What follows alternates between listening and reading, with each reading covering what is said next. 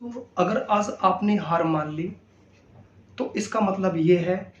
कि आपने उस चीज़ को दिल से कभी चाहा ही नहीं, या आपने कभी तन मन से दिल में ये नहीं सोचा कि मैं इसको कर सकता हूँ, और आपने अपनी हार मान ली है और आपने अपनी उस समस्या के सामने, जो कभी बहुत छोटी छोटी थी, हथियार डाल दिए हैं। वैज्ञानिकों का भी मानना है कि कुदरत के अपने खुद के नियम हैं, खुद के अपने ऐसे नियम हैं कि जिन्हें हम कह नहीं सकते या सोच भी नहीं सकते। जैसे सपोज करो एक भौरा है, भौरा का शरीर इतना भारी होता है, उसके जो पंख होते हैं वो फैलाव में बहुत कम होते हैं, वो उड़ नहीं सकता, लेकिन वो फिर भी उड़ता है, लेकिन वो फिर भी उड़ता है। इसी तरीके से इंसान को अपनी हदों को और सीमाओं के बारे में भी मालूम होता है कि मैं कर क्या सकता हूँ। ये जो हदें होती हैं, जो सीमाएं होती हैं, ये हमने खुद अपने लिए बनाई होती हैं, खुद अपने लिए हम ही बनाते हैं और उन्हीं में हम बंध के रह जाते हैं। जब हम अपनी हदों से और सीमाओं से पार मेहनत करते हैं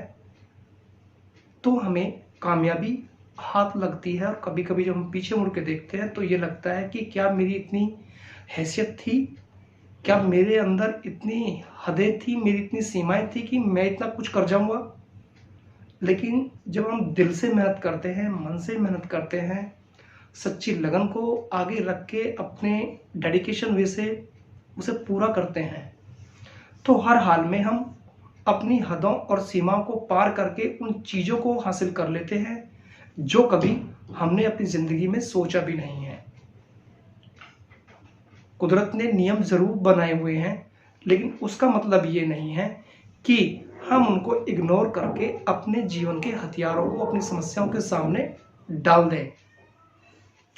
हर इंसान के अंदर कोई ना कोई ऐसी ज़बरदस्त पावर होती है, एक ऐसा टैलेंट होता है जिसे अगर वो पहचान ले तो कहीं से कहीं वो पहुंच सकता है।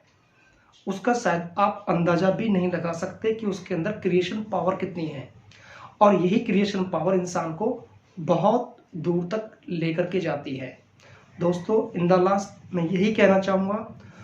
अपनी हदों को पहचानें और दिल से मेहनत करें, कभी भी हार नहीं मानें।